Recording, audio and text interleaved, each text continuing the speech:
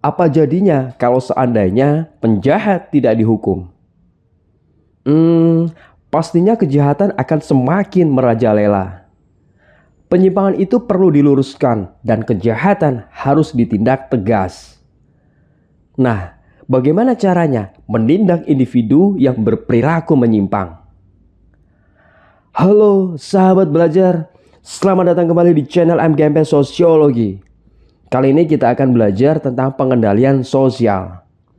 Oh ya, materi ini merupakan lanjutan dari materi penyimpangan sosial. Jadi pastikan kamu sudah menyimak video tentang penyimpangan sosial. Di video ini kita akan belajar tentang pengendalian sosial. Untuk apa tujuannya? Lalu seperti apa bentuknya? Dan bagaimana strategi penanganannya? Menurut Mr. Peter L. Berger, pengendalian sosial adalah suatu cara yang dipergunakan masyarakat untuk dapat menertibkan anggota-anggotanya yang membangkang.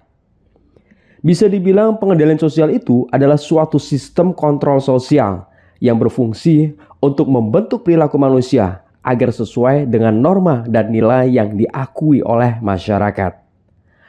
Pengendalian sosial bisa bersifat formal atau informal dan melibatkan berbagai macam pihak, mulai dari keluarga, sekolah, media massa, hingga lembaga pemerintahan. Pengendalian sosial bertujuan untuk menciptakan keteraturan dalam masyarakat. Pengendalian sosial membantu masyarakat untuk mempertahankan nilai-nilai dan norma yang dianggap penting dalam kehidupan bersama. Bentuk pengendalian sosial dapat berupa gosip, teguran, atau sanksi. Gosip berfungsi untuk menyebarkan informasi tentang perilaku individu yang dianggap tidak sesuai dengan norma, sehingga orang-orang di sekitarnya dapat mempertimbangkan untuk mengubah perilaku mereka. Sedangkan teguran dilakukan oleh orang yang dianggap lebih tua atau lebih berpengalaman. Tujuannya untuk memperingatkan individu yang melakukan perilaku yang dianggap tidak benar. Nah, kalau sanksi merupakan bentuk pengendalian sosial yang paling keras. Sanksi bisa berupa hukuman atau denda yang diberikan oleh pihak yang berwenang sebagai konsekuensi atas pelanggaran norma sosial. Sahabat belajar, ada beberapa strategi yang bisa dilakukan untuk pengendalian sosial, seperti pengendalian preventif, persuasif, dan represif. Strategi preventif dilakukan untuk mencegah terjadinya pelanggaran norma sosial sebelum itu terjadi. Contohnya, pemerintah melakukan kampanye penyalahgunaan narkoba di kalangan masyarakat. Adapun strategi persuasif dilakukan untuk mempengaruhi individu agar mematuhi norma sosial. Contohnya, media massa melakukan kampanye untuk menekankan pentingnya mematuhi aturan lalu lintas demi keselamatan bersama.